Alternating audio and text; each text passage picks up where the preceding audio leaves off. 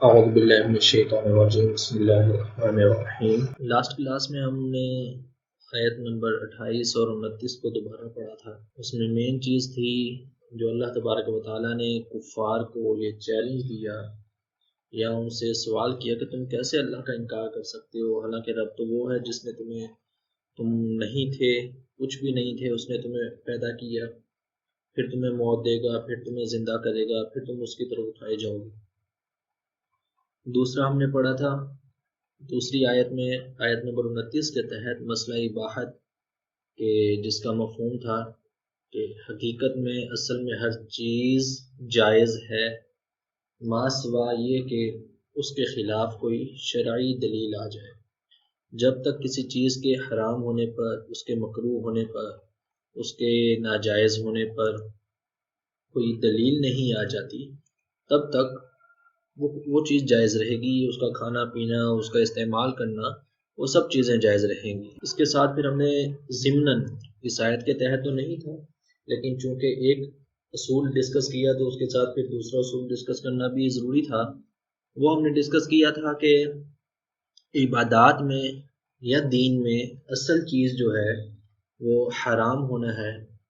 الاصل فی العبادات التحریم او التوقیف، کہ حرام ہونا یا نہ ہونا ہے۔ ہم عبادات میں یا دین میں اضافہ نہیں کر سکتے، البتہ دین کے لیے اضافہ ضرور کر سکتے ہیں۔ کوئی ایسی چیز جس کی میں نے آپ کو مثال دی تھی کہ کوئی شخص 5 نمازوں کی بجائے 6 پڑھنی شروع کر دے، یا وہ کہے کہ میرا سجدہ کرنے کو دل کر رہا ہے، چلے میں رکعت کے اندر 3 سجدے کر لوں، یا وہ 4 رکعتوں کی جگہ پر 5 رکعتیں پڑھ لیں، تو یہ چیز جائز نہیں ہے۔ ہاں، جو چیز دین کے لیے ہوگی وہ جائز ہوگی، اور اس کی بے شمار مثالیں پھر ہم نے دیکھی تھیں۔ قرآن پاک کی تفاسیر لکھنا، اعراب لگانا، نقطے لگانا، یہاں سے لے کر آج کل کے دور تک، اور جو چیز بھی ہے، مسجدوں کے مینار ہیں، مسجدوں کے محراب ہیں، مسجدوں کی زینت ہے، خوبصورتی ہے۔ حالانکہ اگر ہم روایات کو دیکھیں، اسلام کے اصولوں کو دیکھیں، تو ان چیزوں سے منع کیا گیا تھا، لیکن چونکہ ضرورت ہے آج کل کے دور کی اور دین کے لیے اب یہ چیزیں ضروری ہیں تو وہ کی جا رہی ہیں۔ اسی طرح تفاسیر لکھنا، پڑھنا، پڑھانا، مدارس، اور یہ مدارس کے اندر پڑھائے جانے والے باقاعدہ نصاب، امتحانات، حتیٰ کہ قرآن پاک کی کوئی اسٹوڈنٹ تفاسیر پڑھتے ہیں، اصول تفسیر پڑھتے ہیں، حدیث پڑھتے ہیں، تو اس کا بھی امتحان لیا جاتا ہے۔ دیکھنے میں تو یہ ساری چیزیں ایک طرح سے وہ دین کے اندر اضافہ ہے، لیکن یہ دین میں اضافہ نہیں ہے، چونکہ یہ دین کے لیے ضروری ہے تو اس لیے یہ چیزیں شرعاً جائز ہیں۔ تو ہم نے یہ اصول دیکھا تھا۔ تو پھر کسی نے سوال کیا تھا کہ کیا سالگرہ بھی جائز ہوگی؟ تو جی بالکل سالگرہ جائز ہے، بلکہ کوئی بھی تہوار یا کوئی بھی ایسا کام جو ہم دنیا میں کریں، اگر تو وہ غیر مسلمین سے ان کی عبادات میں شامل ہو تو ہم اس کو نہیں اپنا سکتے۔ کوئی ایسا کپڑا جو ان کی عبادت میں شامل ہے وہ نہیں پہن سکتے۔ اگر ان کی عبادت میں شامل نہیں ہے، ایک مطلب عمومی طور پہ وہ کام ہوتا ہے، جیسے سالگرہ منانا ہے یا باقی کوئی اس طرح کا کوئی تہوار آ جاتا ہے، یا شادی بیاہ کے باقی جو پروگرامز ہیں، تو اگر ان میں وہ سب جائز ہیں بشرطے کہ ان میں کوئی غیر شرعی کام نہ ہو، حرام کام نہ ہو۔ وہ حرام کام نماز چھوڑنے سے لے کے آگے تک کچھ بھی ہو سکتا ہے۔ جہاں پہ وہ ناجائز کام آئے گا تو وہ جو جواز کی اجازت تھی وہ ختم ہو جائے گی۔ اگلی آیات ہیں، اللہ تبارک و تعالیٰ نے ارشاد فرمایا، اعوذ باللہ من الشیطان الرجیم بسم اللہ الرحمن الرحیم، وَإِذْ قَالَ رَبُّكَ لِلْمَلَائِكَةِ إِنِّي جَاعِلٌ فِي الْأَرْضِ خَلِيفَةً قَالُوا أَتَجْعَلُ فِيهَا مَن يُفْسِدُ فِيهَا وَيَسْفِكُ الدِّمَاءَ وَنَحْنُ نُسَبِّحُ بِحَمْدِكَ وَنُقَدِّسُ لَكَ قَالَ إِنِّي أَعْلَمُ مَا لَا تَعْلَمُونَ۔ یہ آیت نمبر 30 ہے۔ اس کے بعد وَعَلَّمَ آدَمَ الْأَسْمَاءَ كُلَّهَا ثُمَّ عَرَضَهُمْ عَلَى الْمَلَائِكَةِ فَقَالَ أَنْبِئُونِي بِأَسْمَاءِ هَؤُلَاءِ إِن كُنتُمْ صَادِقِينَ۔ اب ان آیات میں اللہ تبارک و تعالیٰ نے حضرت آدم علیہ السلام کی تخلیق کا ذکر شروع فرمایا، اللہ تبارک و تعالیٰ نے حضرت آدم علیہ السلام کی تخلیق کا ذکر شروع فرمایا اور ذکر کیا وَإِذْ قَالَ رَبُّكَ، اور یاد کیجئے. اب یہ اللہ تبارک و تعالیٰ نے جب اس کا لفظ آتا ہے نا قرآن پاک میں یا کہیں بھی عربی میں، اس سے مراد یہی ہوتا ہے کہ ایک چیز کسی کو یاد کروائی جا رہی ہے، اس کی توجہ دلوائی جا رہی ہے. آقا علیہ السلام کو فرمایا گیا وَإِذْ قَالَ، یاد کیجئے جب آپ کے رب نے کہا تھا للملائکتی، فرشتوں سے، انی جاعل فی الارض خلیفہ، کہ میں بنانے والا ہوں زمین میں ایک خلیفہ.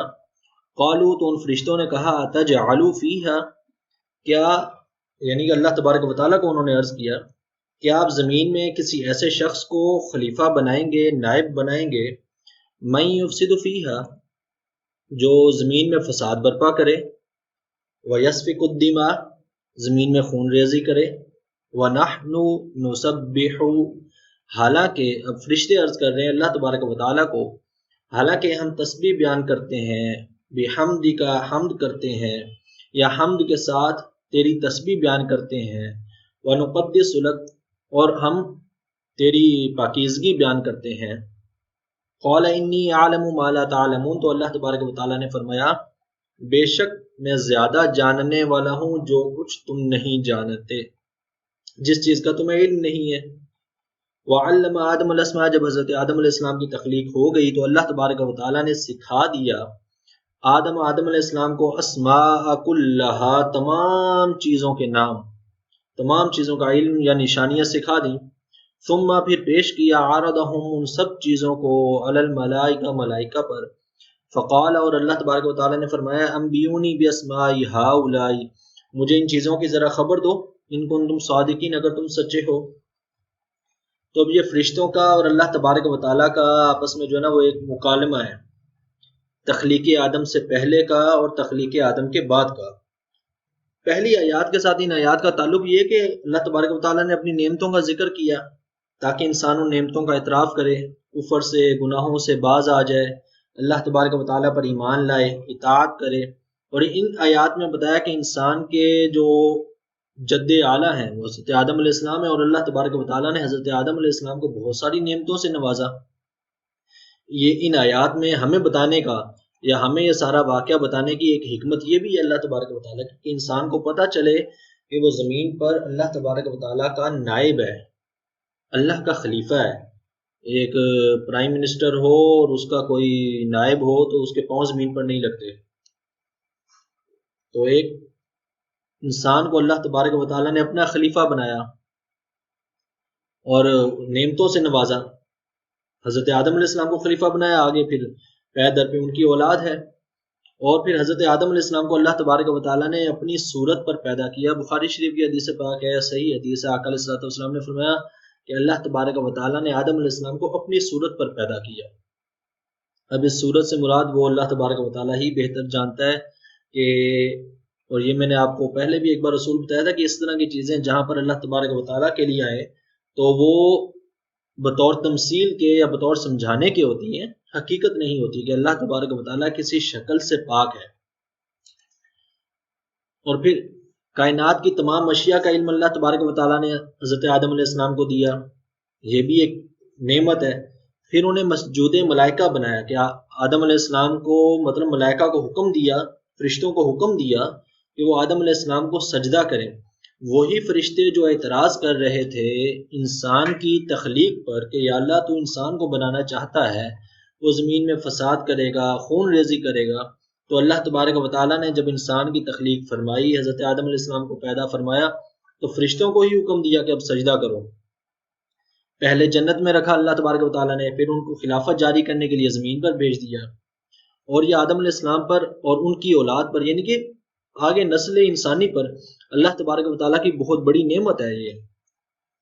اب ملائکہ کی حقیقت کیا ہے، فرشتے کون ہوتے ہیں؟ ملائکہ، ملاک کی جمع ہے، اس کا معنی ہوتا ہے پیغام پہنچانے والا، رسالت. ملائکہ چونکہ فرشتے جو ہیں وہ اللہ اور انبیاء کے درمیان، لوگوں کے درمیان ایک تعلق ہیں اور واسطہ ہیں کہ ان کے ذریعے سے اللہ تبارک و تعالیٰ نے کلام فرمایا ہے، تو اس لیے ان کو ملائکہ کہا جاتا ہے. ان کا مطلب اس کا لغوی معنی یہی ہے کہ وہ پیغام پہنچانے والے ہیں. رسالت اس کا معنی ہے رسالت یا پیغام پہنچانا، وہ پیغام پہنچانے والے ہیں. اور پھر فرشتوں کی جو ہے نا وہ مختلف اقسام بیان کی گئی ہیں، ان کی ڈیوٹیاں بیان کی قرآن پاک میں اللہ تبارک و تعالیٰ نے. ایک فرشتے تو وہ ہیں جن کے بارے میں اللہ تبارک و تعالیٰ نے فرمایا یسبحون اللیل والنہار لا یفترون، وہ رات اور دن اللہ تبارک و تعالیٰ کی تسبیح بیان کرتے ہیں، اور لا یفترون وہ تھکتے بھی نہیں ہیں، مطلب ان پر تھکاوٹ نہیں آتی ہے، معصوم ہے کہ وہ ہر وقت اللہ تبارک و تعالیٰ کی تسبیح بیان کرتے ہیں. اچھا فرشتہ ہوتا کون ہے؟ فرشتے کی تعریف جب ہم کرتے ہیں یا اس کی حقیقت بیان کرتے ہیں تو اس کے بارے میں کہا جاتا ہے کہ وہ جسم لطیف نوری، ایسا لطیف جسم ہے جو نوری ہے، نور سے بنایا گیا ہے. یتشکل بشکل کثیرہ، وہ بہت ساری شکلیں بنا سکتا ہے. الا القلب او الخنزیر او النجس، سوائے یہ کہ کتے کے یا خنزیر کے یا نجس چیز کے. ان چیزوں کے علاوہ فرشتے کو اللہ تبارک و تعالیٰ نے، یعنی کہ وہ کوئی نجس چیز ناپاک چیز کی شکل اختیار نہیں کرتا، اس کے علاوہ اللہ تبارک و تعالیٰ نے فرشتوں کو اختیار دیا ہے کہ وہ کوئی بھی شکل اختیار کر لیں. جبکہ جنات جو ہیں ان کے بارے میں ان کی تعریف کی جاتی ہے کہ وہ کیسی مخلوق ہیں. جیسے انسان کے بارے میں کہا جاتا ہے انسان کون ہے؟ وہ حیوان ناطق ہے، بولنے والا ایک حیوان ہے، عقل اور سمجھ والا حیوان ہے. تو جنات کے بارے میں کہا جاتا ہے جسم لطیف ناری. بس یہ فرق ہے فرشتے کا اور جنات کا کہ انہیں اللہ تبارک و تعالیٰ نے آگ سے بنایا ہے، وہ بھی لطیف شکل. یا تشکل و بشکل کثیرہ، بہت ساری شکلیں وہ بنا سکتے ہیں، اور کتے خنزیر اور نجس چیز کی بھی شکل بنانے کا اختیار اللہ تبارک و تعالیٰ نے ان کو دیا. اب دوسری اللہ تبارک و تعالیٰ نے فرشتوں کی ڈیوٹی بیان کی کہ ان فرشتوں کو علیین اور ملائکہ مقربین کہا جاتا ہے، جن کا بھی ذکر کیا تھا کہ وہ مطلب دن رات اللہ تبارک و تعالیٰ کی تسبیح بیان کرتے ہیں اور تھکتے نہیں ہیں. اور دوسری قسم ہے پھر جو آسمانوں اور زمینوں میں اللہ تبارک و تعالیٰ کے نظام کو اور اللہ تبارک و تعالیٰ کی تدبیر کو اور تکوینی امور کو جو ہے نا وہ سر انجام دیتے ہیں، اور وہ اللہ تبارک و تعالیٰ کی نافرمانی نہیں کرتے. ان کے بارے میں اللہ تبارک و تعالیٰ نے ارشاد فرمایا لا یعصون اللہ ما امرہم ویفعلون ما یؤمرون، وہ اللہ کے کسی حکم کی نافرمانی نہیں کرتے اور وہی کچھ کرتے ہیں جس کا انہیں حکم دیا جاتا ہے. اب فرشتے جو ہیں ان پر ایمان لانا مسلمان کے لیے وہ فرائض میں سے ہے، ارکان میں سے ہے. عام طور پہ ہم ارکان میں گنتے تو نہیں ہیں، لیکن چونکہ عقائد قطعیات ہیں، مطلب ایسی چیزیں یا ایسے امور جو قرآن اور حدیث سے صراحت کے ساتھ اور قطعی دلائل کے ساتھ، مضبوط ترین دلائل کے ساتھ ثابت ہو جائیں، ان کا انکار کفر ہوتا ہے. تو اب اگر کوئی شخص فرشتوں کا مطلقاً انکار کر دے کہ فرشتوں کا وجود ہے ہی نہیں ہے تو وہ دائرہ اسلام سے خارج ہو جائے گا، یعنی کہ ان پر ایمان لانا لازمی ہے. البتہ ان کی حقیقت کیا ہے، ہم مطلب حقیقت فرشتوں کی انسان نہیں سمجھ سکتا. جیسے ہم نے پہلے پڑھا تھا جنت کی یا دوزخ کی جو حقیقت ہے ہم اس کو نہیں جان سکتے، تو فرشتوں کی حقیقت کو بھی ہم نہیں سمجھ سکتے کہ کیا کچھ ان کے بارے میں بیان کیا گیا. تو خلاصہ کلام یہ ہے کہ جو کچھ بھی ہیں فرشتے ان پر ایمان لانا لازمی ہے کہ وہ اللہ کی مخلوق ہیں اور وہ پائے جاتے ہیں، جیسا کہ قرآن پاک میں ان کا ذکر ہے اور شریعت میں اس کا ذکر کیا گیا. بلکہ یہ بھی ہے کہ فرشتے جو ہیں وہ سمندروں پر اور سبزہ زاروں پر مقرر کیے جاتے ہیں، مطلب زمین پر بھی مقرر کیے گئے ہیں. ابھی بھی فرشتے موجود ہیں بہت سارے، دو تو ہمارے کندھوں پر بیٹھے ہوئے ہیں جو نامہ اعمال لکھ رہے ہیں. تو اسی طرح جنات بھی موجود ہیں، فرشتے بھی موجود ہیں، تو ہر گھر کے اندر بھی موجود ہوتے ہیں. اب یوں سمجھ لیں کہ یہ عالم اجسام جو ہے ہمارا، مطلب جس دنیا میں ہم رہ رہے ہیں، مادی دنیا ہے، ہر چیز کا جسم ہے، اسی عالم کے اندر اللہ تبارک و تعالیٰ کا ایک عالم لطیف بھی ہے، یعنی کہ ایک ایسی مخلوق بھی رہ رہی ہے، اپنے کام سر انجام دے رہی ہے جو نظر نہیں آتی ہے، جس کا کوئی جسم نہیں ہے اور وہ جسم سے پاک ہے. تو اللہ تبارک و تعالیٰ نے اسی عالم کے اندر اس مخلوق کو بھی رکھا ہوا ہے. اب ان کے فرشتوں کے کام کیا ہوتے ہیں؟ وہ اللہ تبارک و تعالیٰ نے ان کو اتنی طاقت دی ہے فرشتوں کو کہ وہ لمحہ بھر میں جو چاہیں، جو اللہ تبارک و تعالیٰ نے انہیں اختیار دیا وہ سب کر سکتے ہیں. حضرت اسرائیل علیہ السلام کو دیکھ لیں کہ ایک شخص کہیں مرتا ہے، دوسرا کہیں مرتا ہے، اور ایک وقت میں لاکھوں افراد مرتے ہیں، ان سب کی روحیں وہ قبض کر لیتے ہیں. اور پھر فرشتے بسا اوقات انسانی شکل میں بھی آ جاتے ہیں، اور وہ اس حالت میں ہوتے ہیں کہ وہ اس وقت اپنی اصل شکل میں بھی ہوتے ہیں۔ مطلب یہ کہ ممکن ہے کہ ایک فرشتہ انسانی شکل میں دنیا میں موجود ہو، اور اسی وقت میں اسی لمحے میں وہ فرشتہ سدرۃ المنتہا پر بھی موجود ہو۔ مطلب اس میں فرق نہیں آتا۔ ہم انسانوں کے لیے تو یہ ہے نا کہ ایک وقت میں اگر لاہور میں ہے تو دوسرے وقت میں کراچی میں، اسی وقت میں کراچی نہیں ہو سکتے، ایک وقت میں دو جگہوں پر نہیں ہو سکتے۔ فرشتوں کو اللہ تبارک و تعالیٰ نے یہ اختیار دیا ہے کہ وہ ایک وقت میں دو جگہوں پر بھی ہو سکتے ہیں، بہت ساری جگہوں پر ہو سکتے ہیں۔ جیسے حضرت جبرائیل علیہ السلام حضرت دحیہ قلبی رضی اللہ تعالیٰ عنہ آقا علیہ الصلوۃ والسلام کے صحابی ہیں، ان کی شکل میں آقا علیہ الصلوۃ والسلام کی بارگاہ میں حاضر ہوتے تھے۔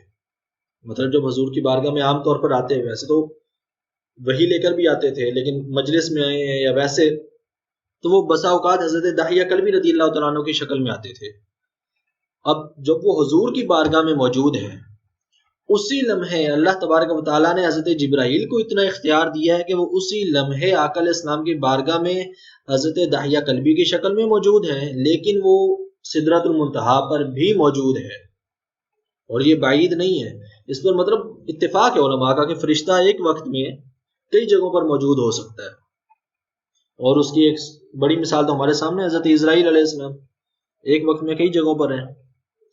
اور پھر اللہ تبارک و تعالیٰ نے فرشتوں کی خصوصیات بھی بیان کی ہیں کہ مطلب جیسے میں نے آپ کو پہلے بتایا نا، فرشتے رسول بھی ہوتے ہیں، پیغام پہنچانے والے ہوتے ہیں، تو وہ بھی اللہ تبارک و تعالیٰ نے خود فرمایا قرآن پاک میں، اللہ یستفی من الملائکۃ رسلا ومن الناس، اللہ ہی فرشتوں اور انسانوں میں سے رسولوں کو چن لیتا ہے۔ تو یہ بھی فرشتوں کی ڈیوٹی ہے پیغام پہنچانا۔ پھر سورہ نازیات کے اندر اللہ تبارک و تعالیٰ نے فرشتوں کی طرف اشارہ کر کے ان کی قسم کھائی، ان کا ایک طاقت اور روب بیان کرنے کے لیے، کہ ان فرشتوں کی قسم جو نہایت سختی سے جان کھینچتے ہیں، جیسے کافر کی، کسی گناہ گار کی، اور ان فرشتوں کی قسم جو بہت نرمی سے مومن کی جان کی گرہ کھولتے ہیں یا مومن کی جان نکالتے ہیں۔ کافر کی جان میں نے آپ کو بتایا تھا کہ یا کسی گناہ گار کی جان یا روح بہت سختی سے، بہت مشکل سے نکلتی ہے، جبکہ کسی ایمان والے کی، کسی اللہ والے کی موت جو ہے وہ اتنی آسانی سے آتی ہے جیسے آٹے کے اندر اگر بال گر جائے تو وہ انتہائی نرمی سے نکالا جاتا ہے۔ اور پھر اللہ تبارک و تعالیٰ نے فرمایا والسابحات سبحا، اور ایسے فرشتے جو آسمان اور زمین میں تیزی سے تیرتے پھرتے ہیں، بھاگتے پھرتے ہیں، ان کی ڈیوٹی یہی ہے، اور وہ اللہ تبارک و تعالیٰ کے احکامات کی اطاعت میں پوری قوت سے آگے بڑھتے ہیں، اور اللہ تبارک و تعالیٰ کے فالمدبرات امرا، اور وہ اللہ تبارک و تعالیٰ کے امور کی، یا جو اللہ تبارک و تعالیٰ نے انہیں ڈیوٹی دی ہے، وہ اس نظام کو سنبھالے ہوئے ہیں، اسی لیے ان کا نام مدبرات امرا دیا گیا۔ جیسے ہم نے پہلے ابھی میں نے آپ کو بتایا کہ بعض فرشتوں کا نام ہی یہ ہے، ان کی ڈیوٹی یہ ہے۔ تو یہ ہے ایک فرشتوں کا مختصر سا خلاصہ کہ اللہ تبارک و تعالیٰ، اور پھر ہمارے یہ کرامن کاتبین بھی میں ہمارے سرانے بیٹھے ہوئے ہیں دو فرشتے۔ سورہ انفطار میں اللہ تبارک و تعالیٰ نے فرمایا وَإِنَّ عَلَيْكُمْ لَحَافِظِينَ، تم پر دو نگہبان ہیں، کرامن کاتبین، جو تمہارا نامہ اعمال بھی لکھتے ہیں، یعلمون ما تفعلون، جو کچھ تم کرتے ہو وہ سارا کچھ جانتے ہیں، جو دل میں خیال آتا ہے وہ بھی جانتے ہیں، جو انسان سوچتا ہے اسے بھی جانتے ہیں۔ تو یہ تو ہے ایک فرشتوں کا مختصر سی ایک جو ہے نا وہ اسکیچ جو میں نے آپ کے سامنے پیش کیا کہ اللہ تبارک و تعالیٰ نے، اور انہی فرشتوں نے اللہ تبارک و تعالیٰ سے پھر کلام کیا۔ فرشتوں پر ایمان لانا ہمارے لیے لازمی ہے، ہم انکار نہیں کر سکتے۔ اسی طرح بسا اوقات ہوتا ہے کہ لطیفے ایسے سینڈ کیے جاتے ہیں واٹس ایپ وغیرہ پر جن میں فرشتوں کا مذاق اڑایا گیا ہوتا ہے، خاص طور پہ حضرت اسرائیل علیہ السلام ملک الموت کے حوالے سے تو پتہ نہیں کتنے لطیفے بنے ہوئے ہیں۔ ایسے لطیفے شیئر کرنا چونکہ فرشتوں کی تذلیل ہے، اور جو چیز قطعیات سے قرآن و حدیث سے ثابت ہو اس کا مذاق اڑانا کفر ہے۔ یہ کسی مسلک کا فتویٰ نہیں ہے، یہ جس سے مرضی پوچھ لیں آپ کو یہی جواب ملے گا۔ تو ایسے میسیجز سینڈ کرنے سے یا فارورڈ کرنے سے، ایسی میمز بنانے سے بچنا چاہیے، اللہ تعالیٰ محفوظ رکھے۔ اب جو دوسرا ذکر اللہ تبارک و تعالیٰ نے فرمایا اس آیت کے اندر، کہ اس نے فرمایا کہ فرشتوں سے مکالمہ ہوا کہ میں زمین کے اندر اپنا خلیفہ بنا رہا ہوں، فرشتوں کا ذکر آیا۔ دوسری چیز جو خلیفہ کا ذکر آیا، خلیفہ نائب کو کہتے ہیں۔ اب نائب اس وقت ہوتا ہے کہ جب اصل شخص موجود نہ ہو تب نائب کام کرتا ہے۔ مطلب اگر وزیر اعظم ہے، اب اس کا نیچے ڈپٹی پرائم منسٹر بھی ہے، نائب وزیر اعظم بھی ہے، نائب تو اسی وقت کام کرے گا نا جب وزیر اعظم نہیں ہوگا. جب وزیر اعظم موجود ہے تو پھر نائب کی تو ضرورت ہی نہیں ہوگی.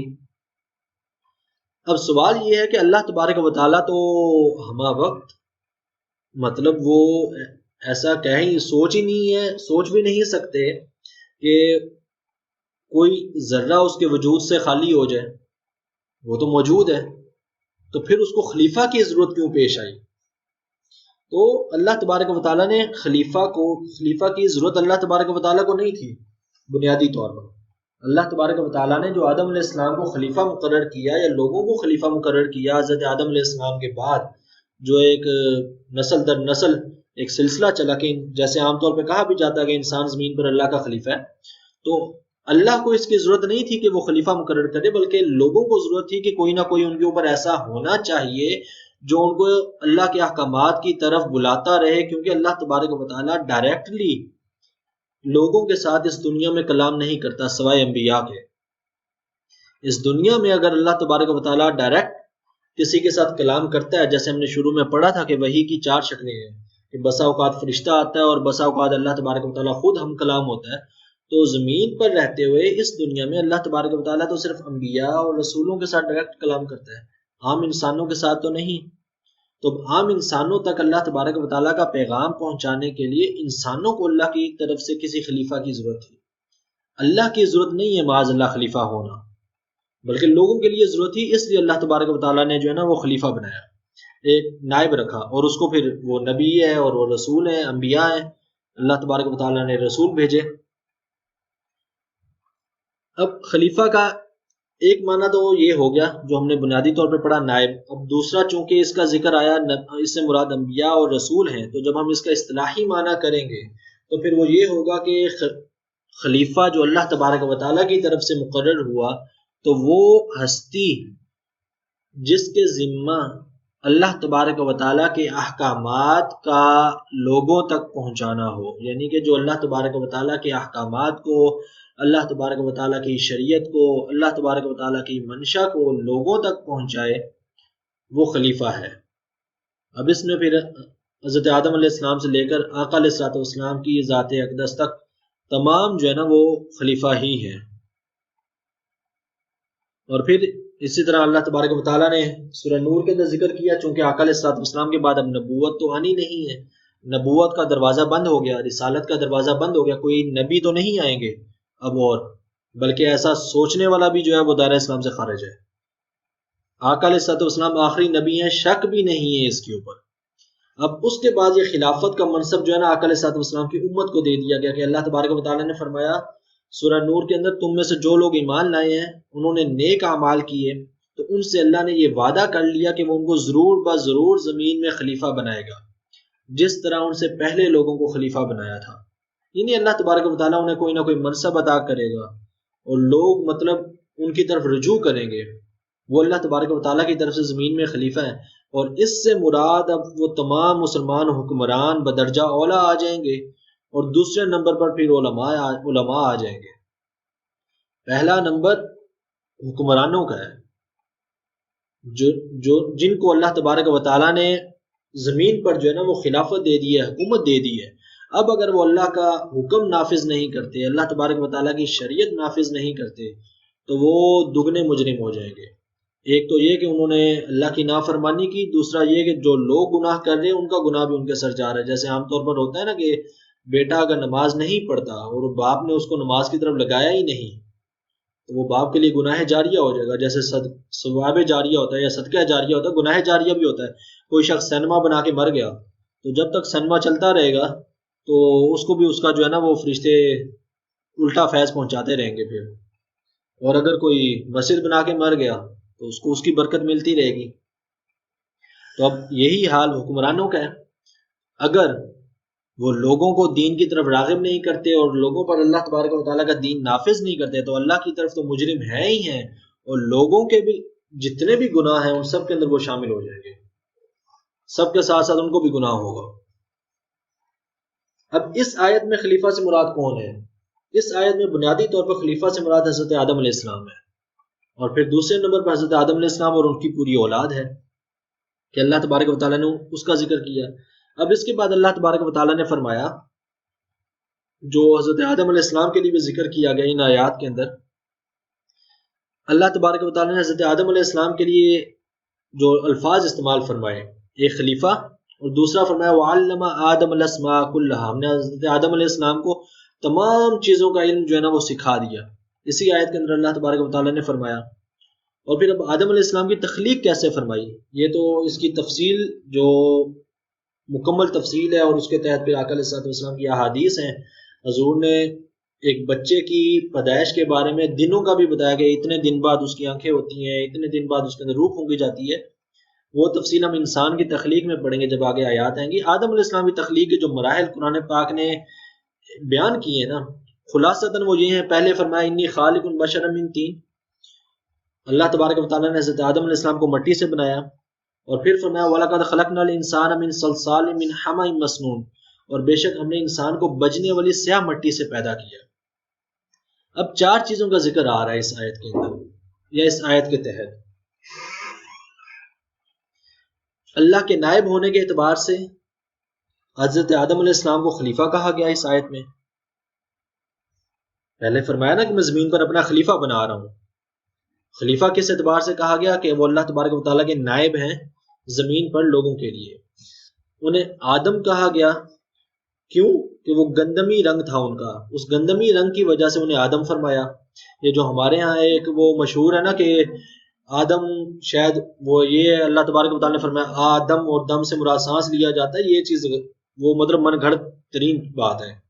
آدم انہیں فرمایا گیا، جو مفسرین نے بیان کیا گندمی رنگ تھا، اس وجہ سے انہیں آدم فرمایا۔ جسم کی وضاحت اور چہرہ اور کھال کی ساخت کے اعتبار سے انہیں بشر فرمایا، اور حقیقت اور ماہیت کے اعتبار سے انہیں انسان فرمایا گیا۔ مطلب چار القابات آئے حضرت آدم علیہ السلام کے، یا جو ان کے بارے ان کی طرف اللہ تبارک و تعالیٰ نے اشارہ کیا۔ اب اللہ تبارک و تعالیٰ کی طرف مشورے کی نسبت کرنا کہ اللہ تبارک و تعالیٰ نے فرشتوں سے جو فرمایا کہ میں زمین پر ایک خلیفہ بنانے والا ہوں، تو یہ فرشتوں سے در حقیقت مشورہ نہیں تھا۔ بعض ہمارے مفسرین سے غلطی ہوئی کہ انہوں نے اس چیز کو مشورہ لکھ دیا۔ مشورہ نہیں ہے، مشورہ وہ چیز ہوتی ہے کہ کسی ایک انسان کا یا کسی شخصیت کا دوسرے شخص کی طرف رجوع کر کے کوئی رائے حاصل کرنا۔ میں آپ کے ساتھ کسی بات پر مشورہ کرتا ہوں، اس کا مطلب ہے میں آپ سے کوئی رائے حاصل کرنا چاہتا ہوں، یہ کام کیا جائے یا نہ کیا جائے۔ تو اللہ تبارک و تعالیٰ تو اپنے تمام امور میں کسی کی رائے حاصل کرنے سے پاک ہے اور بری ہے، اسے تو اس چیز کی ضرورت نہیں ہے۔ تو اللہ تبارک و تعالیٰ نے در حقیقت مشورہ طلب نہیں کیا تھا۔ اس آیت کو جیسے بسا اوقات کر دیا جاتا ہے مشورے پر تحمیل، کہ شاید اللہ تبارک و تعالیٰ نے مقصد مطلب فرشتوں سے مشورہ لیا تھا، مشورہ نہیں لیا تھا، بلکہ اللہ تبارک و تعالیٰ نے فرشتوں کو اپنی تخلیق جو وہ پیدا کرنے جا رہا تھا، اللہ تبارک و تعالیٰ نے ابھی پیدا فرمانا تھا، اس کی خبر دی تھی کہ میں ایک انسان پیدا کرنے لگا ہوں۔ اب پھر فرشتوں نے کیا کہا؟ انہوں نے کہا کہ یا اللہ آپ ایسے شخص کو نائب بنائیں گے، مطلب انسان کو نائب بنائیں گے جو زمین پر فساد اور خون ریزی کرے گا، حالانکہ ہم آپ کی ہم بیان کرتے ہیں، تسبیح بیان کرتے ہیں۔ یہ آیت نمبر 30 آیا آگے، آپ کی پاکیزگی کا بیان کرتے ہیں۔ اور پھر اللہ تبارک و تعالیٰ نے فرمایا بے شک میں ان چیزوں کو جانتا ہوں جن کو تم نہیں جانتے۔ اب یہاں پر پہلی چیز تو یہ آتی ہے کہ جب زمین پر پہلے انسان تھا ہی نہیں، ابھی انسان کی تخلیق پہلی بار ہو رہی تھی، فرشتوں کو کیسے پتا چل گیا کہ اس انسان نے زمین پر جا کے فساد اور خون ریزی کرنی ہے، انہوں نے مطلب زمین پر فساد برپا کرنا ہے؟ اس میں پہلی بات تو یہ یاد رکھیں کہ فرشتوں کی یہاں پر مراد حضرت آدم علیہ السلام نہیں ہے، مطلقاً انسان ہے، کہ مطلب جو آگے ان کی اولاد چلے گی، تو اس طرف ان کا اشارہ تھا کہ وہ لوگ خون ریزی کریں گے۔ لیکن اب آدم علیہ السلام کی بھی ابھی ولادت نہیں ہوئی، اللہ تبارک و تعالیٰ نے ان کی تخلیق نہیں فرمائی، اور فرشتوں کو پتہ چل گیا کہ آدم علیہ السلام کی اولاد یا انسان زمین پر جا کر خون ریزی کرے گا، اللہ تبارک و تعالیٰ کی نافرمانی کرے گا، فساد کرے گا، تو فرشتوں کو کس طرح سے پتہ چل گیا؟ اس کا ایک بنیادی جواب تو یہ ہے کہ اللہ تبارک و تعالیٰ نے انہیں اس چیز کا علم عطا کر دیا تھا، اور یہاں سے ہمیں یہ چیز آیت بتاتی ہے، جو آیت نمبر 30 ہم پڑھ رہے ہیں، چونکہ فرشتوں نے آدم علیہ السلام کی تخلیق سے پہلے ہی اللہ کی بارگاہ میں یہ عرض کیا کہ یا اللہ انسان تو خون ریزی کرے گا، حالانکہ بھی آدم علیہ السلام کی تخلیق ہونی ہے، تخلیق کے بعد انہیں جنت میں رکھا جائے گا، پھر انہوں نے زمین پر تشریف لانا ہے، پھر آگے نسل چلنی ہے، پھر کہیں جا کر فساد اور خون ریزی اور اللہ تبارک و تعالیٰ کی نافرمانی شروع ہو رہی ہے۔ فرشتے اس چیز کی خبر پہلے سے دے رہے ہیں، تو اس سے ہمیں یہ اشارہ ملتا ہے کہ اگر اللہ تبارک و تعالیٰ چاہے تو وہ کسی دوسرے کو مستقبل کی خبر کا یا مستقبل کے علم کا یا غیب کا علم دے سکتا ہے، رب چاہے تو۔ فرشتوں کو اپنی طرف سے پتہ نہیں چلا، انہیں اللہ تبارک و تعالیٰ نے ہی بتایا، اور اللہ تبارک و تعالیٰ کی حکمت تھی، اور اللہ تبارک و تعالیٰ نے انہیں دکھا دیا مستقبل، انہیں بتا دیا، انہیں پتہ چل گیا کہ انسان نے آگے یہ کرنا ہے۔ بتایا اللہ نے ہی، لیکن رب چاہے تو کسی کو بتا سکتا ہے، کسی کو مستقبل دکھا سکتا ہے، کسی کو مستقبل کا علم دے سکتا ہے، کسی کو مستقبل کی خبر دے سکتا ہے۔ تو اب آپ اس کو جو مرضی نام دے دیں، پیشن گوئی نام دے دیں، یا مستقبل کی خبریں دے دیں، یا علم غیب دے دیں، جو مرضی نام دے دیں۔ اب جب فرشتوں نے یہ دوسری اس کی یہ دلیل ہے کہ یا اس کا یہ جواب ہے کہ فرشتوں نے چونکہ زمین پر شیاطین اور جن موجود تھے، شیاطین جنات موجود تھے، ان جنات نے خون ریزی کی تھی، اور فرشتوں کی ان جنات کے ساتھ باقاعدہ یہ مفسرین نے یہ لکھا ہے کہ ان کی ایک طرح سے جنگ ہوئی تھی، اور سزائیں بھی ملی تھی پھر جنات کو، مطلب اس زمین پر پہلے جنات رہتے تھے، تو فرشتوں نے انسانوں کو اسی پر قیاس کیا کہ یا اللہ پہلے زمین پر جنات نے خون ریزی کی ہے، فساد برپا کیا ہے اور تیری نافرمانی کی ہے، اب انسان بھی یہی کام کریں گے۔ تو یہ دو مطلب اس کے جواب ہیں۔ بہرحال اس کا پہلا جواب جو ہے وہ زیادہ مضبوط ہے کہ اللہ تبارک و تعالیٰ نے ہی انہیں یہ علم عطا فرما دیا تھا کہ وہ زمین پر جو ہے وہ فساد کریں گے۔ اب اس میں یہ ہے کہ اللہ تبارک و تعالیٰ نے انہیں یہ علم تو عطا کر دیا کہ وہ زمین پر فساد کریں گے اور خون ریزی کریں گے، اللہ تبارک و تعالیٰ کی نافرمانی کریں گے، اور یہ فرشتوں کو علم جو ملا تھا یہ لوح محفوظ کے ذریعے سے ملا تھا، لیکن فرشتوں سے اللہ تبارک و تعالیٰ نے اس علم کو روک لیا کہ انسان کو اللہ تبارک و تعالیٰ نے عزت کتنی دی ہے، اس کی فضیلت کتنی ہے، اس کا مقام کتنا ہے۔ ہم جو عام طور پہ کہتے ہیں کہ انسان فرشتوں سے افضل ہے، میں وہ بھی آپ کو آگے چل کے بتاتا ہوں کس طرح سے افضل ہے۔ تو اللہ تبارک و تعالیٰ نے فرشتوں سے اس چیز کو روک لیا تھا کہ آدم علیہ السلام کا یا انسان کا جو شرف تھا، جو مقام تھا، جو فضیلت تھی، اللہ تبارک و تعالیٰ نے وہ فرشتوں پر مطلع نہیں فرمائی، ان کو نہیں بتایا، بلکہ خون ریزی کا یا فساد کا انہیں بتا دیا۔ تو اسی لیے فرشتوں نے پھر یہ اللہ تبارک و تعالیٰ کی بارگاہ میں عرض کیا کہ یا اللہ انسان تو جو ہے وہ پھر تیری نافرمانی کرے گا، خون ریزی کرے گا۔ اب آگے فرشتوں نے جو یہ کہا کہ یا اللہ ہم تو تیری تسبیح بیان کرتے ہیں، حمد کرتے ہیں، تیری تقدیس بیان کرتے ہیں، اس سے مراد یہ نہیں کہ فرشتے کو یہ اللہ تبارک و تعالیٰ کے سامنے خود نمائی یا تکبر یا فخر کر رہے تھے، بلکہ وہ یہ جاننا چاہتے تھے کہ یا اللہ جس کو تو خلیفہ بنا رہا ہے اس میں 3 قوتیں ہیں۔ ابھی اس چیز پہ ذرا تھوڑا سا غور کیجئے گا، یہیں سے ہمیں پتہ چلے گا کہ انسان فرشتوں سے افضل کیوں ہے۔ انسان میں 3 طرح کی طاقتیں ہیں جو اللہ تبارک و تعالیٰ نے رکھی ہیں۔ ایک ہے قوت شہوانیہ، قوت شہوت، خواہشات کی قوت۔ دوسری ہے قوت غضبیہ، غصہ، طاقت اور تکبر ٹائپ قوت۔ تیسری ہے قوت عقلیہ، عقل اور شعور کی قوت۔ پہلی 2 قوتیں جو ہیں، قوت شہوت جو ہے، خواہشات کی قوت جو ہے، اور قوت غضبیہ، غصہ اور تکبر اور جلال کی جو طاقت ہے، یہ دونوں طاقتیں انسان کو بنیادی طور پر فتنے اور فساد کی طرف مائل کرتی ہیں۔ عمومی طور پہ ایسا ہی ہوتا ہے نا کہ انسان کے اندر ایک تو خواہشات بھی ختم نہیں ہوتی، اور خدا نخواستہ خواہشات بہت زیادہ بڑھ جائیں اور انسان کے دل سے خوف بھی نکل جاتا ہے، وہ پھر حرام بھی کمانے لگ جاتا ہے، جانتا ہے کہ یہ چیز حرام ہے لیکن وہ کمانے سے باز نہیں آتا، ایک خواہش ہوتی ہے اس کے اندر، وہ حرام میں پڑ جاتا ہے، اللہ کی نافرمانی میں پڑ جاتا ہے۔ اور یہ تو آج کل تو عام ہو رہا ہے کہ دکاندار کو پتہ ہوتا ہے مثال کے طور پہ کہ یہ چیز غلط ہے، یہ کپڑا غلط ہے، لیکن وہ اللہ کی قسم اٹھا کے بھی بیچ رہا ہوتا ہے، پتہ ہے اسے میں جھوٹ بول رہا ہوں، یہ بھی پتہ ہے میں جھوٹی قسم کھا رہا ہوں، تو پھر اس کی کمائی حلال تو نہ رہی۔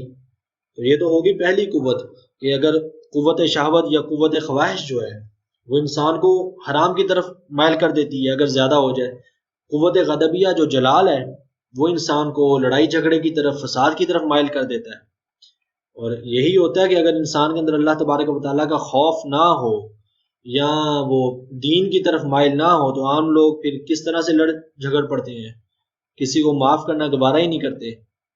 ہمارے ہاں ویسے بھی معاشرے میں عام طور پر کسی بڑے کو تو معاف کر دیا جاتا ہے، چھوٹے کو معاف نہیں کیا جاتا، حالانکہ چھوٹے کو معاف کرنا سنت ہے، بڑے کو تو انسان ویسے ڈر کے معاف کر دیتا ہے۔ تو فرشتوں نے یہی عرض کیا تھا کہ یا اللہ پہلی دو قوتوں کے لحاظ سے تو انسان فتنہ اور فساد کرے گا، تو اب ان دو قوتوں کے اعتبار سے انسان کو پیدا نہیں کرنا چاہیے۔ مطلب یہ کہ اگر انسان کو پیدا کرنا ہے تو پھر انسان میں قوت شہوت اور قوت غضبیہ یہ نہیں ہونی چاہیے، غصے کی، جلال کی قوت اور خواہشات نہیں ہونی چاہیے، صرف قوت عقلیہ ہونی چاہیے۔ اب اگر بات انسان کو صرف قوت عقلیہ پر ہی پیدا کرنا ہے، یعنی کہ عقل اور شعور کے تحت پیدا کرنا ہے، پھر یہ تو فرشتوں کے اندر بھی ہے۔ پھر انسان کو پیدا کرنے کا مقصد، تو یہ فرشتوں کا مقصد ہے اللہ تبارک و تعالیٰ کی بارگاہ میں عرض کرنے کا۔ یہ ساری بات کو دوبارہ دہرا دیتا ہوں کہ فرشتوں نے جو عرض کیا نا اللہ تبارک و تعالیٰ کو، یا اللہ تیری تسبیح تو ہم بھی بیان کرتے ہیں، تیری تقدیس بھی بیان کرتے ہیں، انسان تو فتنہ اور فساد کرے گا، تو وہ کوئی اللہ تبارک و تعالیٰ کے سامنے خود نمائی یا تکبر یا فخر نہیں کر رہے تھے، بلکہ ان کا مقصد یہ تھا کہ اللہ تبارک و تعالیٰ نے فرشتوں کو ایک قوت سے پیدا کیا ہے، یا انہیں ایک قوت عطا کی ہے، اور وہ قوت ہے قوت عقلیہ، عقل اور شعور کی قوت ہے۔ فرشتوں کے اندر خواہشات نہیں ہیں، ان کے اندر جلال نہیں ہے، ان کے اندر غصہ نہیں ہے، ان کے اندر قوت غضبیہ نہیں ہے، اس لیے وہ کسی گناہ کی طرف بھی مائل نہیں ہوتے، وہ معصوم ہیں، ان کے اندر خواہشات ہی نہیں آتی، کھانے پینے کی خواہش نہیں آتی، کسی اور معاملات کی خواہش نہیں آتی۔ تو اب فرشتوں کا عرض کرنے کا مقصد یہ تھا کہ یا اللہ اگر انسان کو ہماری طرح صرف قوت عقلیہ پر عقل اور شعور کے ساتھ ہی پیدا کرنا ہے تو پھر مطلب اس کا مقصد کیا؟ اس مقصد کے لیے تو ہم بھی موجود ہیں، تیری عبادت کر رہے ہیں۔ اگر انسان کو قوت شہوانیہ، خواہشات اور قوت غضبیہ بھی دینی ہے، غضبیہ غضب سے پڑھا ہوں، غائن زواد اور بے، اگر اس کو غضب بھی دینا ہے، اس کو شہوت اور خواہشات بھی دینی ہے، تو پھر تو وہ فتنہ فساد کرے گا۔ یہ دونوں چیزیں تو اس کو فتنہ اور فساد کی طرف مائل کر دیتی ہیں۔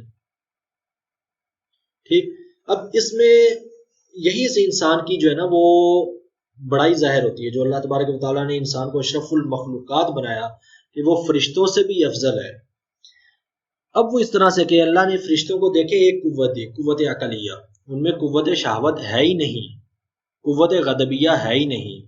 اب کوئی انسان قوت شہوانیہ کا غلط استعمال کرے یا قوت غضبیہ کا غلط استعمال کرے، حرام میں پڑ جائے اور فساد میں پڑ جائے، تو قرآن نے کہا کہ یہ اسفل سافلین ہے، انتہائی گھٹیا ترین انسان ہے۔ اور سورہ ناس کے اندر پھر انہوں نے خناس کہہ دیا نا، کہ وہ مطلب لوگوں کے دلوں میں وسوسے بھی ڈالتے ہیں، خناس ہیں ایسے لوگ، من الجنۃ والناس، جنوں کے اندر بھی ہیں، انسانوں کے اندر بھی ہیں خناس۔ دوسری طرف اگر کوئی شخص، جو اللہ تبارک و تعالیٰ نے ہمیں تین قوتیں عطا کی ہیں، قوت شہوانیہ خواہشات کی قوت، قوت غضبیہ جاہ و جلال کی قوت، اگر ان پر اعتدال رکھیں، میانہ روی رکھیں، اللہ تبارک و تعالیٰ کے احکامات کے تحت ان کا استعمال کیا جائے، تو یہ لازمی سی بات ہے، یہ افضل ترین مقام ہے۔ دیکھیں فرشتوں کے پاس قوت خواہش ہے ہی نہیں، ان کے پاس خواہش ہے ہی نہیں۔ اب اگر وہ کسی حرام چیز کی خواہش نہیں کرتے تو اس میں ان کا کمال تو نہیں ہے۔ مثال لے لیں کہ اگر فرشتے کے اندر شراب پینے کی خواہش نہیں پیدا ہو رہی تو اس میں اس کا کیا کمال ہے کہ اللہ نے اس کو خواہش کی قوت ہی نہیں دی۔ انسان کو اللہ نے خواہش کی قوت دی، اس قوت کے باوجود بھی وہ اللہ کے حکم کے تحت شراب کے قریب نہیں جا رہا، اسے حرام ہی سمجھتا ہے۔ انسان افضل ہوا یا فرشتہ؟ لا محالہ انسان افضل ہوا کہ ایک کے پاس تو وہ طاقت ہے ہی نہیں۔ اس کو آپ دنیا کی مثال میں دیکھ لیں، ایک انسان کے پاس اختیار نہیں ہے، ٹھیک ہے، ملک کا وزیر اعظم وہ ہے ہی نہیں ہے، یا کوئی بہت بڑا منصب اس کے پاس نہیں ہے، جج نہیں ہے، قاضی نہیں ہے۔ اب وہ کسی کو مطلب جرم نہیں کر رہا یا کسی کو غیر قانونی سزا نہیں دے رہا، تو اس میں اس کا کیا کمال ہے بھائی؟ اس کے پاس اختیار ہی نہیں ہے۔ ایک وہ شخص جو جج ہو، مسند پر بیٹھا ہو، اور وہ پھر جائز فیصلہ کرے، پھر کسی کو غلط سزا نہ دے، تو کمال تو اس کا ہے نا۔ یہی چیز ادھر ہے کہ فرشتوں کو تو اللہ تبارک و تعالیٰ نے یہ قوت ہی نہیں دی۔ اب اگر وہ ان کے اندر ان چیزوں کی خواہش نہیں آتی، حرام چیز کی، تو اس میں ان کا کوئی کمال تو نہیں ہے۔ کمال تو انسان کا ہے کہ انسان کے پاس طاقت بھی ہے، خواہش بھی ہے، اس کو اللہ نے قوت بھی دی ہے، قوت شہوانیہ بھی دی ہے، قوت غضبیہ بھی دی ہے۔ اس کے باوجود انسان اپنی ان دونوں قوتوں کو اللہ کے حکم کے ماتحت رکھتا ہے، تو اس لیے انسان فرشتوں سے افضل ہے۔ ہر انسان فرشتوں سے افضل نہیں ہوگا۔ یہ نہیں کہ کوئی بھی انسان ہے وہ جو مرضی کرتا پھر وہ فرشتوں سے افضل ہے، نہیں نہیں نہیں۔ فرشتوں سے افضل وہی ہوگا جو اپنی ان دونوں قوتوں کو جو اللہ نے عطا کی ہیں، جو فرشتوں کو نہیں دی، ان دونوں قوتوں کو فرشتوں کی طرز پر استعمال کرے، کہ کوئی حرام خواہش دل میں نہ آنے دے، کسی حرام خواہش کی طرف نہ جائے، کوئی حرام غصہ اور حرام جلال اس کے اندر نہ آئے، پھر وہ ہے فرشتوں سے افضل۔ اور اگر اس نے کام سارے وہ فسق والے کرنے ہیں، جرم کرنے ہیں، گناہ کرنے ہیں، حرام کھانا ہے، لوگوں کے ساتھ لڑنا ہے، عزتیں اچھالنی ہے، تو پھر وہ فرشتوں سے افضل کہاں سے ہوا؟ اس کو تو پھر سورہ ناس کے اندر اللہ نے فرمایا خناس ہے، اور فرمایا اسفل سافلین کے اندر ہے۔ یہ کوئی مطلب پھر فرشتوں سے افضل نہیں ہے۔ اشرف المخلوقات انسان وہی ہے کہ جو ان اپنی تینوں قوتوں کا، قوت عقلیہ کا، قوت غضبیہ کا، قوت شہوانیہ کا استعمال اللہ کے حکم کے تحت رہ کر کرے۔ اور افضل اس لیے کہ فرشتوں کے پاس یہ قوت نہیں ہے، دونوں قوتیں شہوانیہ اور غضبیہ، تو وہ تو کر ہی نہیں سکتے۔ انسان کر سکتا ہے پھر بھی نہیں کر رہا، اس لیے افضل ہے۔ تو اس لیے فرشتوں نے عرض کیا تھا اللہ تبارک و تعالیٰ کی بارگاہ میں کہ یا اللہ، اب اگر بنانا ہے انسان کو، اگر تو اس کو یہ تینوں قوتیں دے دی، ایک تو چلے قوت عقلیہ ہے، شعور ہے، لیکن دو قوتیں اگر دے دی شہوانیہ اور غضبیہ، وہ تو پھر فتنہ و فساد کرے گا۔ اگر نہیں دی تو پھر ہم بھی حاضر ہیں۔ تو وہ اللہ تبارک و تعالیٰ کی طرف سے اس کی حکمت یہ تھی کہ اللہ تبارک و تعالیٰ نے فرشتوں کو یہ دکھایا کہ میں نے انسان کو قوت شہوانیہ بھی دی ہے، قوت غضبیہ بھی دی ہے، لیکن اب یہی انسان اگر صالح رہے گا، اگر نیک رہے گا، اگر جو ہے وہ میرے حکم کے ماتحت رہے گا، تو یہ تم سے بھی زیادہ افضل ہو جائے گا، اور اگر چھوڑ دے گا تو پھر وہ شریر ہو جائے گا، بدبخت ہو جائے گا، اور شیطان بن جائے گا، شیطان کے ساتھ کھڑا ہو جائے گا جا کے۔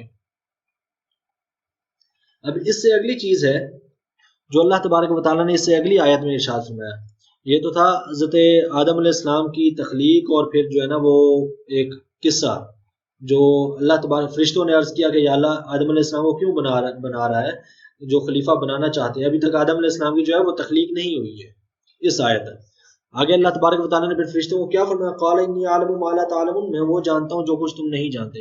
اب آگے فرمایا وعلم آدم الاسماء کلھا، سکھا دیا آدم علیہ السلام کو تمام کے تمام چیزوں کا جو ہے نا وہ نام، سب چیزوں کے نام سکھا دیے۔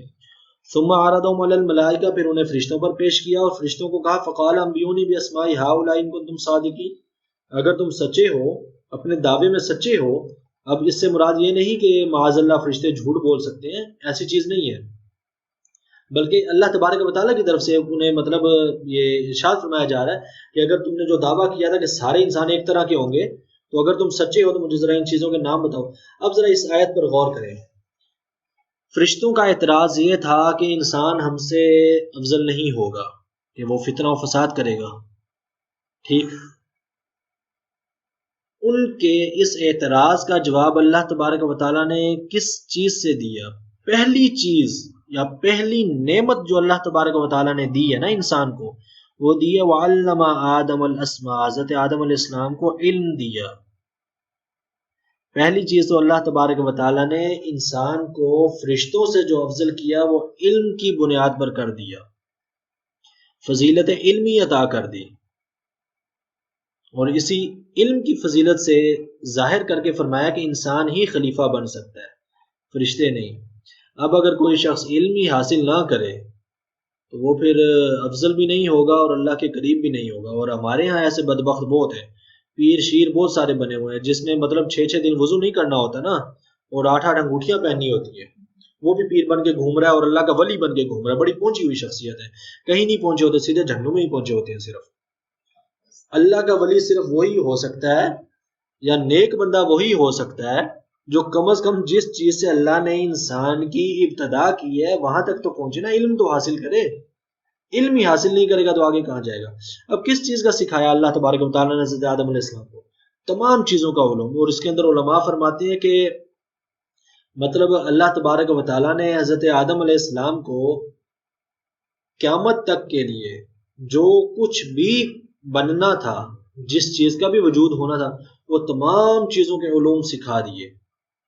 پھر وہ ساری چیزیں حضرت آدم علیہ السلام فرشتوں کے سامنے پیش کی کہ اب ذرا بتاؤ ان چیزوں کے نام۔ آدم علیہ السلام نے تو سب چیزوں کے نام بتا دیے، اب تم بتاؤ۔ انہوں نے کہا یا اللہ ہم تو نہیں جانتے۔ اب آدم علیہ السلام کی لفظ آدم کی وہ جو ہے نا وہ لفظی تحقیق کیا ہے یا ان کے تخلیقی مراحل۔ آدم کے بارے میں جو روایات ہمارے پاس آتی ہیں یا علماء نے بیان کی ہیں، یہ عدیم الارض سے بیان کیا جاتا ہے یا عدیمہ سے بیان کیا جاتا ہے۔ مطلب یہ کہ اس کا ایک گندمی رنگ ہے، جیسے گندم کا رنگ ہوتا ہے تو اس سے ہے۔ اب عربی کا لفظ نہیں ہے، یہ عجمی لفظ ہے۔ آدم عربی لفظ نہیں ہے، عجمی لفظ ہے۔ اور حضرت آدم علیہ السلام کے نام کے بارے میں حضرت عبداللہ ابن عباس رضی اللہ تعالیٰ عنہ روایت کرتے ہیں کہ حضرت آدم علیہ السلام کو آدم اس لیے کہا گیا کہ ان کو عدیم ارض یعنی کہ زمین کی سطح سے بنایا گیا تھا، سرخ سفید سیاہ مٹی سے۔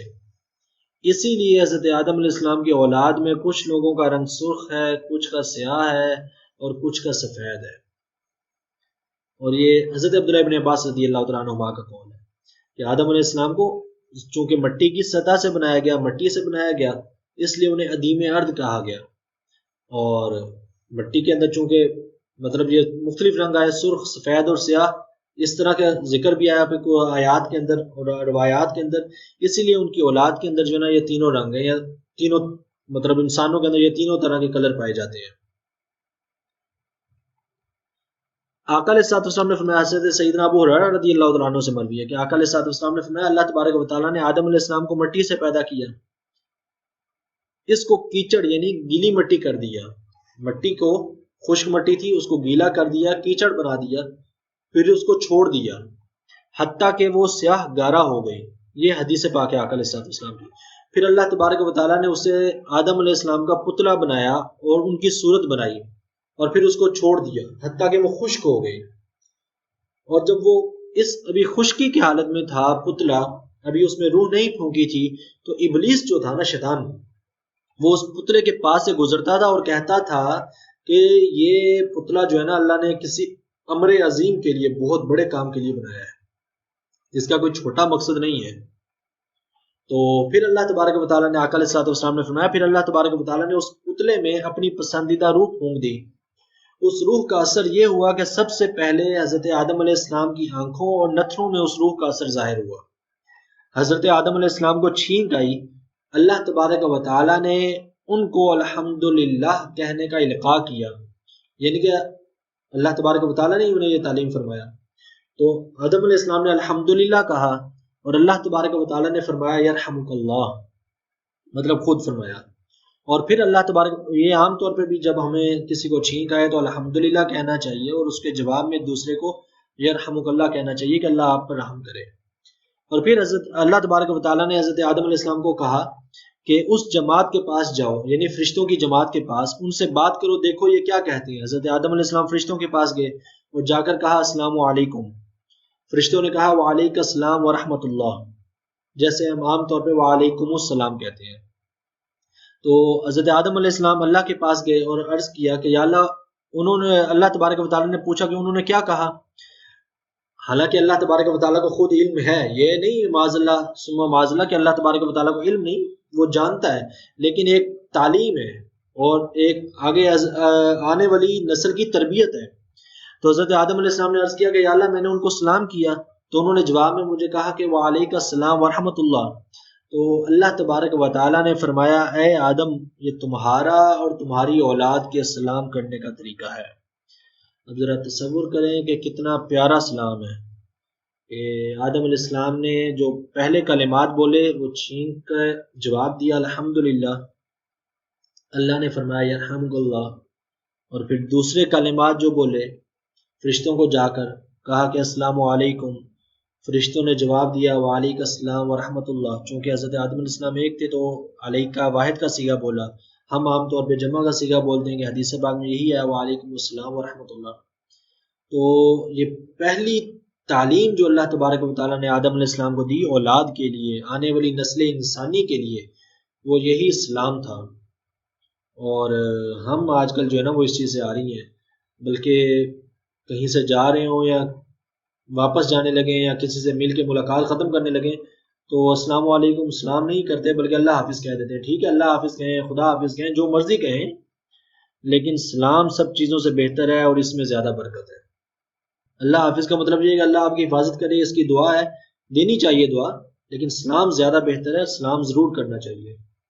اب اس کے بعد حدیث پاک امام بخاری، امام مسلم، امام احمد وغیرہ نے بیان کیا کہ آقا علیہ السلام نے ارشاد فرمایا جب حضرت آدم علیہ السلام کو پیدا کیا گیا تو ان کا قد مبارک جو تھا وہ 60 ذراع تھا، یہ یعنی کہ تقریباً کوئی 30 گز بنتا ہے، 30 گز قد تھا حضرت آدم علیہ السلام کا۔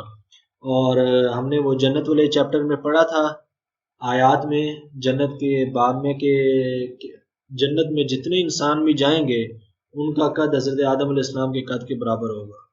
اللہ تعالیٰ ہم سب کو جنت میں لے جائے، تو ذرا ایک بار تصور کریں کہ ہم سب کا قد جو ہے نا وہ 30 گز ہوگا لمبا۔ تو اس کے بعد حضرت آدم علیہ السلام کو وہی دوبارہ پھر وہی ساری حدیث پاک ہے اس کے آگے بھی کہ اللہ تبارک و تعالیٰ نے فرمایا فرشتوں کی جماعت کے پاس جاؤ، سلام کرو، سنو پھر وہ کیا کہتے ہیں، اور پھر فرمایا یہی تمہارا اور تمہاری اولاد کا سلام ہے۔ حضرت آدم علیہ السلام نے جا کر سلام کیا، السلام علیکم، فرشتوں نے اس کے اندر ایک کلمہ بڑھا دیا، ورحمۃ اللہ بھی بڑھا دیا۔ اب یہاں سے ہمیں ایک اور چیز بھی ملتی ہے اس حدیث پاک سے کہ سلام کا جواب بہتر انداز سے دینا چاہیے۔ اگر کوئی شخص آگے کہتا ہے السلام علیکم تو اس کو جواب دیں وعلیکم السلام ورحمۃ اللہ۔ اگر کوئی کہتا ہے السلام علیکم ورحمۃ اللہ تو آگے وبرکاتہ کے الفاظ کا اضافہ کر دیں، لیکن اس سے زیادہ نہیں کرنا چاہیے کہ اس سے زیادہ آقا علیہ السلام نے نہیں کیا۔ ہمارے ہاں جو اس سے آگے مزید بولتے رہتے ہیں نا وہ حدیث میں نہیں ہے، نہیں بولنے چاہیے، بس یہاں تک وبرکاتہ تک کافی ہے۔ اور اسلام یہ چیز ہے کہ اب چونکہ ذکر آ گیا تو ایک مسئلہ بھی سن لیں کہ کرنا سنت ہے، اس کا جواب دینا واجب ہے۔ اگر کسی شخص نے آ کر سلام کیا تو اس کا جواب دینا اس کو واجب ہے، نہیں دیں گے تو گناہگار ہوں گے۔ اب آدم علیہ السلام کو تعلیم کون کون سی دی تھی اللہ تبارک و تعالیٰ نے؟ جیسے میں نے آپ کو پہلے وہ مختصراً عرض کیا کہ آدم علیہ السلام کو اللہ تبارک و تعالیٰ نے تمام چیزوں کا علم دے دیا، جو چیزیں بھی قیامت تک کے لیے آنی تھیں، اور پھر ان کو فرشتوں پر پیش کیا، اور فرشتوں کے سامنے حضرت آدم علیہ السلام نے سب کا نام بتا دیا، لیکن فرشتے جو ہے وہ ان کا نام نہیں بتا سکے۔ تو یہ اللہ تبارک و تعالیٰ نے حضرت آدم علیہ السلام کی اور انسان کی فرشتوں کے سامنے پہلی فضیلت بیان کی علم کے ذریعے سے، یا علم کی ایک فضیلت بیان کی۔ تو علم بہت بڑی دولت ہے، اور اللہ تبارک و تعالیٰ نے حضرت آدم علیہ السلام کو اشیاء کا، خواص کا، علوم کا، قواعد کا، صنعتوں کے قوانین کا، اور یہ مفسرین نے یہ ساری چیزیں لکھی ہیں، صنعتوں کے قوانین کا، ان ساری چیزوں کا علم عطا کیا۔ اب یہ چیز ہمیں یہاں سے یہ ملتی ہے قرآن پاک کی آیت سے کہ انسان کے دماغ میں قیامت تک کے لیے اللہ تبارک و تعالیٰ نے جب حضرت آدم علیہ السلام کی تخلیق فرمائی تھی تو وہ جو ہے نا ایک ہارڈ ڈسک کے اندر وہ ڈیٹا جمع کر دیا تھا۔ اب انسان اگر کوئی چیز ایجاد کرتا ہے نا تو اس کا مطلب یہ نہیں ہے کہ یہ شاید اس کا پہلے کوئی سوچ ہی نہیں تھی، وہ چیز بنا ہی نہیں سکتا انسان کے جس کا حضرت آدم علیہ السلام کو علم نہیں دیا گیا۔ جو کچھ حضرت آدم علیہ السلام کو سکھایا گیا وہ انسان کے دماغ میں سیو ہے، وہی ڈیٹا انسان سوچ سوچ کے تدبر کر کے، جیسے قرآن کہتا ہے تدبر کرو غور و فکر کرو، اسی کو موڈیفائی کرتا ہے اور بہت ساری چیزیں ایجاد کرتا جا رہا ہے، کائنات بھی پھر گھوم رہا ہے۔ تو وہ علم در حقیقت اللہ تبارک و تعالیٰ کی طرف سے ہی عطا کرتا ہے۔ اگر آپ کا کوئی سوال ہو تو پھر مجھے بھیج دیجیے گا۔